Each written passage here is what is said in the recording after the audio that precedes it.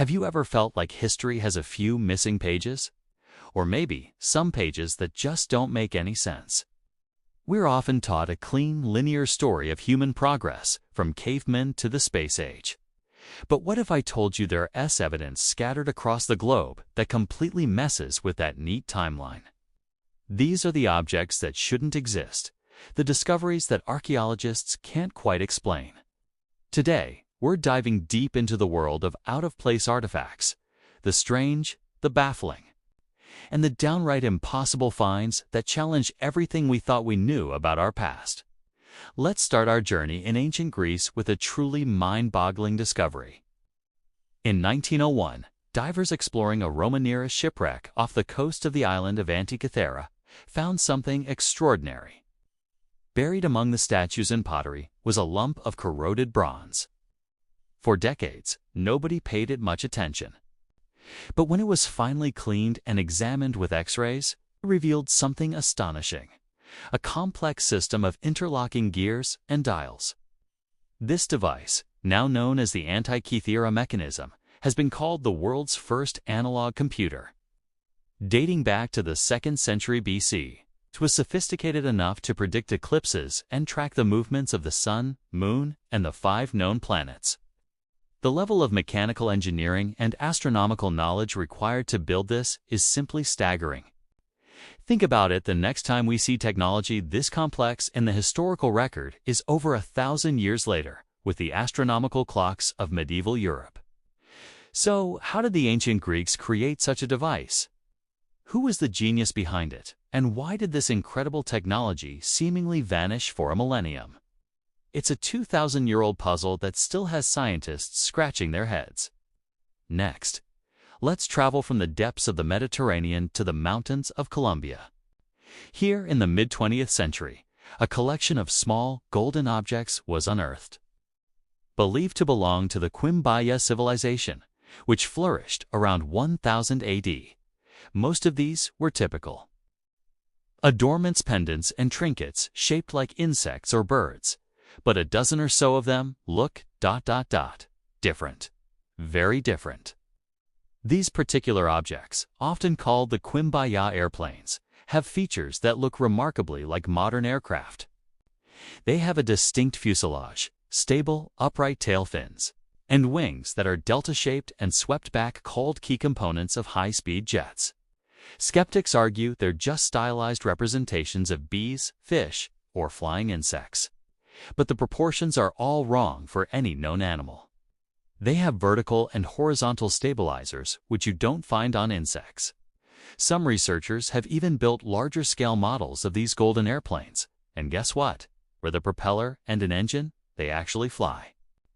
They're aerodynamically sound. So, what were the Quimbaya people depicting 1,000 years ago? Were they incredibly imaginative artists, or were they modeling something they had actually seen?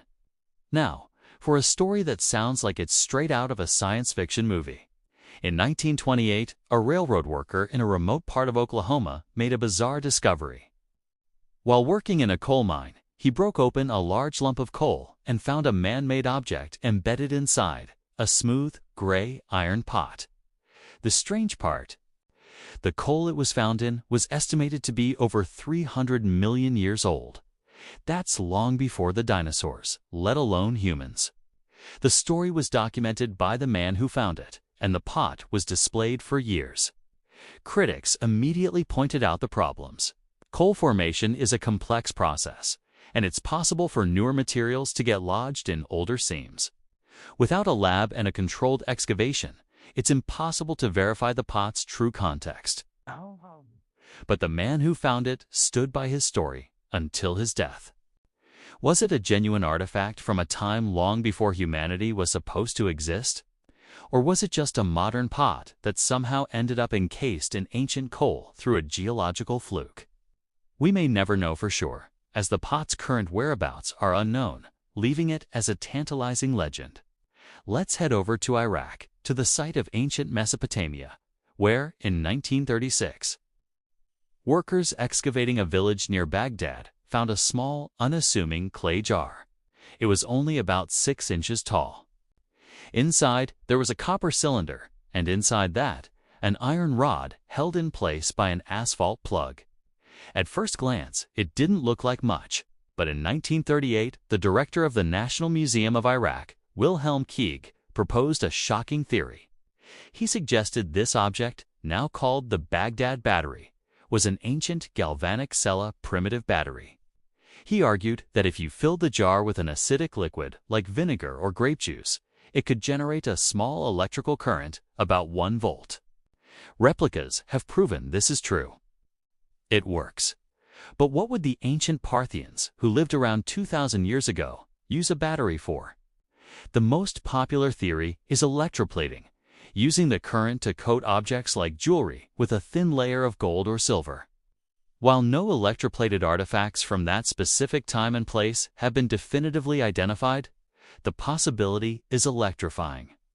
It suggests that our ancestors may have harnessed electricity to millennia before Alessandro Volta invented the modern battery. Our final stop takes us to the desolate Pisco Valley in Peru, home of the famous Nazca lines. But we're not looking at the giant geoglyphs today. Instead, we're looking at a collection of over 10,000 engraved stones found in the region, known as the ICA stones. These andesite river stones were collected by a local physician, Dr. Javier Cabrera, starting in the 1960s, and the images carved on them are absolutely stunning and deeply controversial. These stones depict scenes that seem impossible for ancient Peruvian cultures. There are detailed drawings of what look like complex surgical procedures, including heart transplants and brain surgery. There are maps of continents that look strangely familiar, but with different landmasses. And most famously, there are hundreds of stones showing humans interacting with dinosaurs people, riding triceratops, fighting stegosauruses, and studying pterodactyls. The scientific community has largely dismissed the ICA stones as a modern hoax. They argue that a local farmer carved them to sell to tourists, and Dr. Cabrera was either a willing participant or was duped.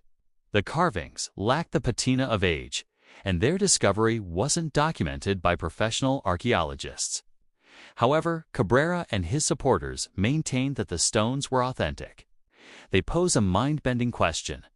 If they're real, how could ancient people have known about dinosaurs and advanced surgery? If they're a hoax, it's one of the most elaborate and extensive archaeological forgeries in history. From ancient computers to prehistoric power sources and stones that rewrite the dinosaur timeline, these artifacts push the boundaries of our understanding. Are they all just misinterpretations, hoaxes, or geological accidents? Or could they be genuine relics from forgotten chapters of human history? Perhaps our past is far more complex and mysterious than we can possibly imagine. These objects serve as a powerful reminder that there are still so many secrets buried beneath our feet, just waiting to be discovered. What do you think? Are these artifacts proof of lost technologies or even ancient astronauts? Or is there a more down-to-earth explanation for all of them? Let me know your theories down in the comments. I read every single one. Thanks for joining me on this journey into the unexplained. If you enjoyed this video, make sure to hit that like button and subscribe for more deep dives into history's greatest mysteries.